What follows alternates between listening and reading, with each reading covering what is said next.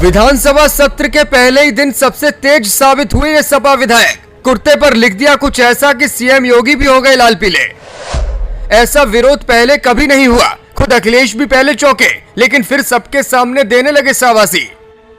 देखिए कौन है ये विधायक जो अपने कामों से हमेशा बनते हैं सुर्खियों का सबब और आज फिर से पूरे यूपी में छा गए।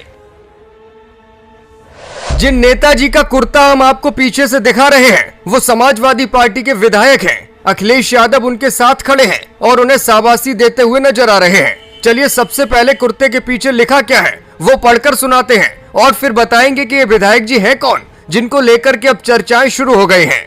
बहुत हुआ भ्रष्टाचार, होश में आओ योगी सरकार। यूपी बना है जंगल राज, कहां सो रहे योगी महाराज। गोरखपुर का अमृत रस थानेदार बेचता है चरस, दलितों को पिलाया जाता है पेशाब, इसका कौन देगा जवाब। योगी सरकार मस्त है, कानून व्यवस्था ध्वस्त है।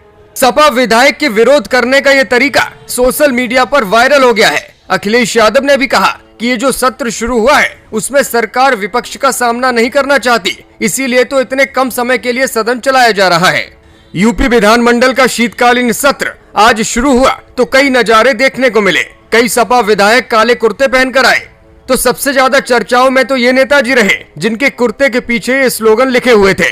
दरअसल इन विधायक जी का नाम जाहिद बेग है और ये समाजवादी पार्टी से ताल्लुक रखते हैं। अपने कुर्ते पर इस तरह से विरोध जताते हुए वो सदन में पहुंचे तो हर किसी की नजरों में आ गए। भाजपा के कई विधायक भी उनको घूरते हुए नजर आए। सपा विधायक के विरोध के इस तरीके पर जब भाजपा विधायकों से सवाल पूछा गया तो उन्होंने चुप्पी साध ली। आपको बता दें कि सदन में नई नियमावली के तहत बैनर और झंडा लेकर आने की अनुमति नहीं है। यही वजह है कि सपा विधायक ने विरोध का अनोखा तरीका निकाला। उन्होंने अपने कुर्ते पर ये स्लोगन लिख लिए हैं। खास तौर से उन्होंने प्रदेश की कानून व्यवस्था को लेकर सरकार से कड़े सवाल पूछे हैं। दूसरी ओर सदन के पहले ही दिन मुख्यमंत्री योगी ने विपक्ष के विधायकों से सदन की कार्यवाही में सहयोग करने की अपील की। साथ ही कहा कि सरकार विपक्ष के हर सवाल का जवाब देने के लिए तैयार है, इसलिए हो हल्ला नहीं होना चाहिए। दूसरी ओर अखिलेश यादव ने कहा विपक्ष के सवालों का जवाब सरकार को देना ही चाहिए, इसी से लोकतंत्र मजबूत होता है। उन्होंने कहा कि प्रदेश में जो इन्वेस्टमेंट का दावा किया गया था वो कहीं दिखाई नहीं देता। आज तक इतना समय बढ़ाने के बाद भी सड़कें गड्ढा मुक्त नहीं हो पाई हैं। गन्ने का रेट भी नहीं बढ़ाया गया, धान खरीदा नहीं गया और जानवरों से आज भी किसानों की जान जा रही है।